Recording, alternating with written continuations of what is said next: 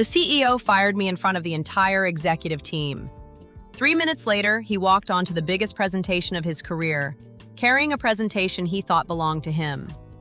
He had no idea the technology behind it belonged to me. And by the end of that afternoon, the same board members who watched him humiliate me would be the ones deciding whether he kept his job. My name is Claire Morgan, and for 6 years I worked at Vantage Systems. I wasn't the loudest person in the company. I wasn't the person taking selfies with executives at corporate dinners. I was the person who stayed late, the person who fixed broken projects, the person who quietly solved problems nobody else wanted. And 3 years earlier, I had created something that could completely change our company, a proprietary software system called Atlas. Atlas could analyze enormous amounts of industrial data in seconds and identify equipment failures before they happened. It had taken me 18 months to develop. My CEO, Richard Hayes, called it the future of Vantage. At least that's what he told me. Then everything changed. One Monday morning, Richard called me into his office. He didn't ask me to sit. Instead, he pushed a document across his desk. It was a termination letter. I stared at it. "I'm being fired." Richard adjusted his expensive watch. "Restructuring." I almost laughed. Restructuring doesn't usually happen one day before a $50 million investor presentation. His expression didn't change. "Claire, you're emotional. Take the severance and move on." Then he said something I'll never forget. "You should be grateful you were ever given the opportunity to work on Atlas." That's when I realized. He wasn't firing me because of restructuring. He was removing me because he wanted Atlas. But Richard had made one mistake. He thought he owned the technology. He didn't. I did. 2 years earlier, before writing a single line of Atlas's core code, I had filed an independent patent application. My attorney had insisted on it. The patent listed me as the sole inventor. Vantage had a commercial license to use the technology, but the ownership remained mine. Richard knew about the license. What he didn't know was that the license contained a clause restricting the company's right to transfer or sublicense the technology without my written approval. And I had never given that approval. I didn't tell Richard. Instead, I took the termination letter. I smiled. "Thank you." He looked surprised. "You're not going to fight this?" "No." "Good." I walked out. But I didn't go home. I went straight to my lawyer. And I showed him the investor presentation Vantage had scheduled for the following afternoon. He read it silently. Then he looked at me.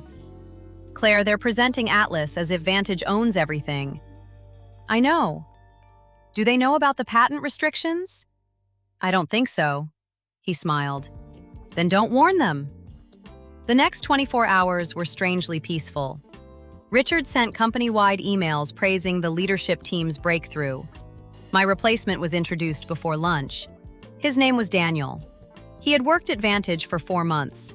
He knew almost nothing about Atlas.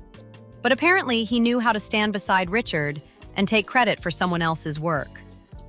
By Tuesday afternoon, the company's headquarters was packed with investors. Executives flew in from New York, Singapore, London, and Sydney. The board sat in the front row. Richard walked onto the stage like a king.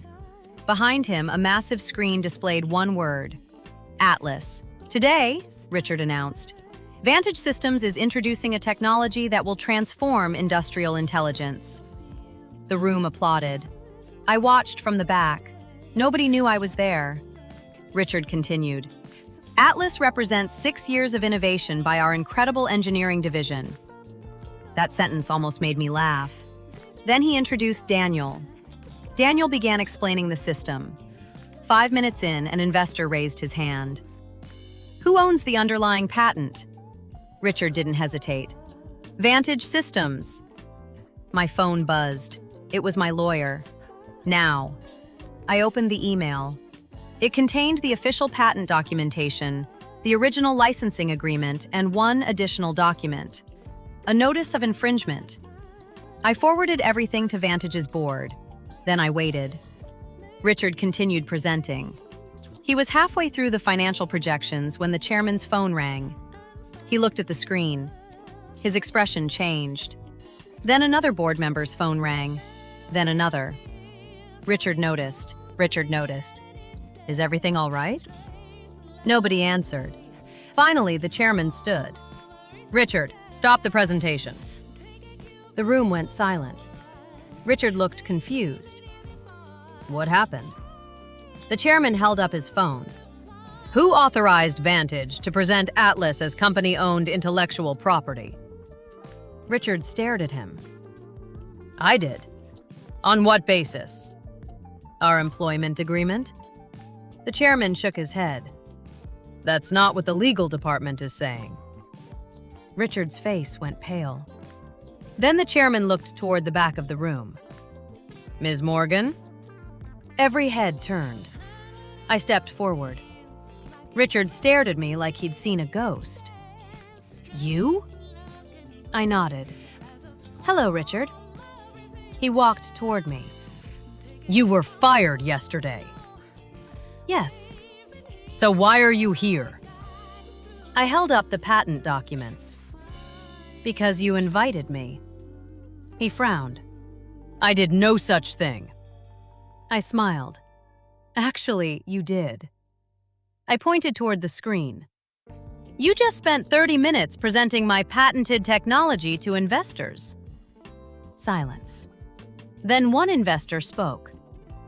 So, Vantage doesn't own Atlas? No, I said. Can they legally sell it? Not without my authorization. Richard's face had completely changed. The confidence was gone. He looked at the board. She's lying. I handed the chairman a printed copy of the licensing agreement. Page 14. He opened it. His eyes moved across the page. Then he looked at Richard. You signed this? Richard didn't answer. The chairman read the clause aloud. Transfer or sublicensing requires written approval from the inventor. Richard finally understood. The entire room was watching him. The same room where he'd planned to announce the company's biggest breakthrough. Now they were watching his career collapse. But I wasn't finished. I reached into my bag and pulled out one final document. There's something else. Richard looked terrified. I placed it on the table. It was a copy of an internal email. An email Richard had sent 2 weeks earlier.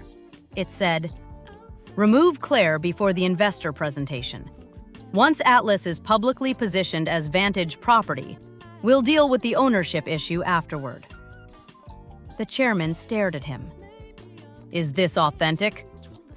Richard said nothing. That was his answer. 2 weeks later, Richard Hayes was removed as CEO. The board negotiated directly with me. They offered me a new executive position. I declined. Instead, I negotiated a new licensing agreement. This time, I controlled the terms. And Daniel? He resigned before anyone could fire him. As for Atlas, it became Vantage's most valuable product. But they had to pay me for every license. Every year. For the rest of the contract. A month later, I walked into a completely different office. My own company. I had hired 3 engineers.